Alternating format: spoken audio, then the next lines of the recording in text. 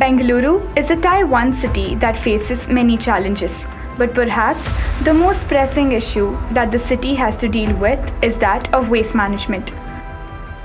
Of different types of waste that is generated, wet waste accounts for about 60% of the waste. The city generates a massive of 5,000 metric tons of waste every day.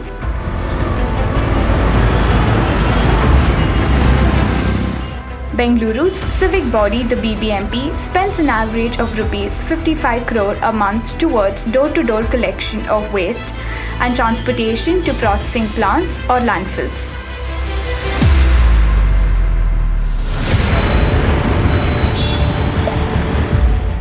Although the number of people who segregate their waste at home have increased in last 5 years, a large number of people still do not follow proper segregation methods. ಮನೆಯಲ್ಲಿ ಹಂಗಂಗೆ ತಗೊಂಡ್ಬಂದು ಹಾಕ್ಬಿಡ್ತಾರೆ, separate ಮಾಡಬೇಕಾಗುತ್ತೆ ಅಂತ ತಂದು ಹಾಕ್ಬಿಡ್ತಾರೆ. ನಾವು ಬರೋಷ್ಟೊತ್ತಿಗೆ ಅಲ್ಲಿ ತುಂಬಿಸ್ಬಿಡ್ತಾರೆ. ಮನೆಯಲ್ಲಿ ಹಾಕೋರು ಮಾತ್ರ ಹಾಕ್ತಾರೆ. ಕೆಲ್ಸಕ್ಕೆ ಹೋಗ್ತಿದ್ದವರು ಅವ್ರು ಮಾತ್ರ ತಂದು ಕವರ್ಗೆ ಸಪ್ರೇಟ್ ಮಾಡಬೇಕಾಗುತ್ತೆ ಅಂತ ಅರ್ಧ ಜನ ಮಾಡಲ್ಲ. The 60% of the wet waste that is generated is composed of many elements, among which is organic waste, that is a useful resource to be invested back into the environment. Organic waste includes kitchen waste such as tea leaves, eggshells, fruit and vegetable peels, leftover stale food, garden litter, etc.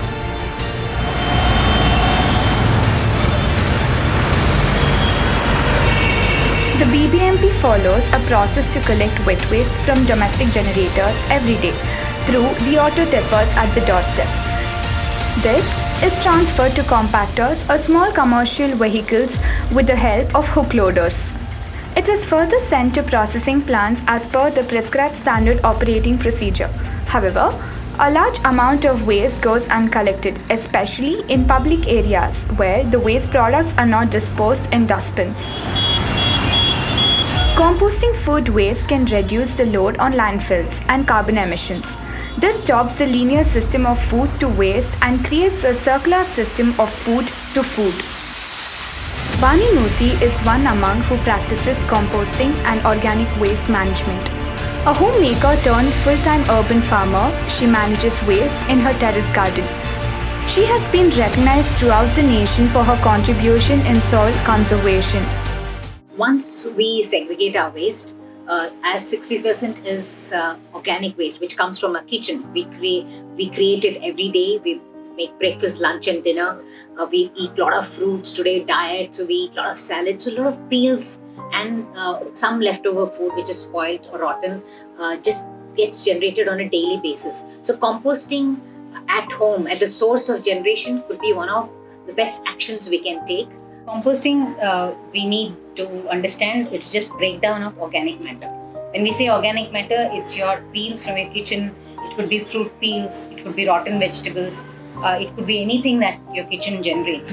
So it's like right from food waste to peels from your kitchen. And this is called the green waste. That is, it is wet and it has moisture. As it breaks down, it has moisture. And the other organic matter that we need to look at is dry leaves. In this season, you get dry leaves, they are crisp. You can actually crush them by putting them in a sack and, jogging. You'll get your exercise too. And when one crushed leaves are added along with this, they are the ratio. That is the wet and the browns. The greens and the browns are ratio. Browns are high in carbon and greens are high in nitrogen. So the carbon and nitrogen are very important in composting. So you need these two, and then you need a container. This is an earthen container. It has holes, it breathes. Oxygen is extremely important in composting process. It's called aerobic composting. That means it needs air for the microorganisms to survive, break down the organic matter and create that amazing black hole. So you just have to take any container and then layer it with some nice dry leaves. Add some nice dry leaves at the bottom, and then you take your kitchen waste and you drop it.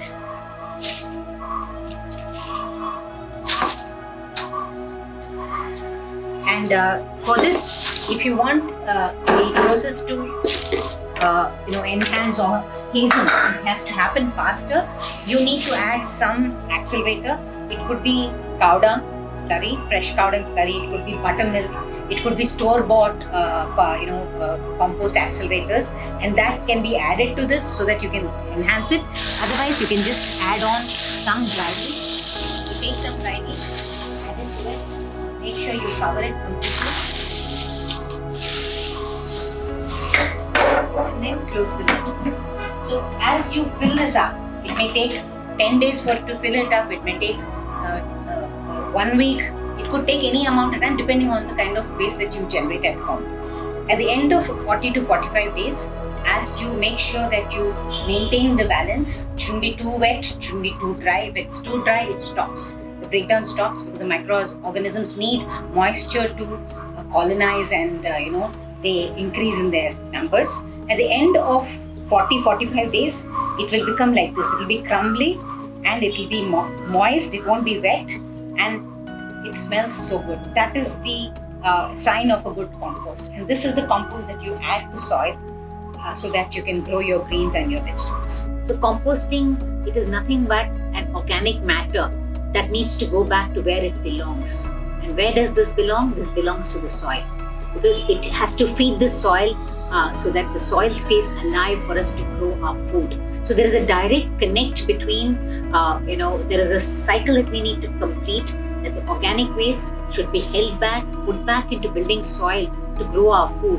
And then when we grow food in organic soil, which is a living soil, then we are the plants that feed us. The produce that comes out of such soil is nutrient dense, and that's where we get our energy from when there is a lot of nutrients in our food, which is totally missing when it is grown with pesticides and so much of fertilizers that people usually use to grow food today. And also the depletion of the soil is not good for the planet, because when there is a desertification that's happening, when there's no life in the soil, then slowly it threatens life on this planet. It's not just human beings that live on this planet. We have million other species that depend on a healthy planet. A healthy planet is that we can make sure, because we as human beings are the only species that generate things that the earth can't digest.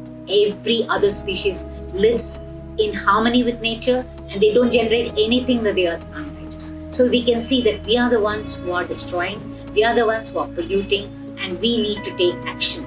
We have been looking at how people can grow, even in the smallest of balconies. They can compost their kitchen waste and then make a lovely soil with that compost, which is enriched soil, which feeds the microorganisms in the soil, and grow at least few plants, edible plants. You could grow your greens, you could grow your coriander, you could grow your pallads, your spinach. So it's so important for us to understand where food comes from, especially youngsters, children. They should feel connected to soil. They should feel connected to nature. As citizens, it is our responsibility to take a small step towards waste management. We can start by segregating our household waste into dry and wet waste.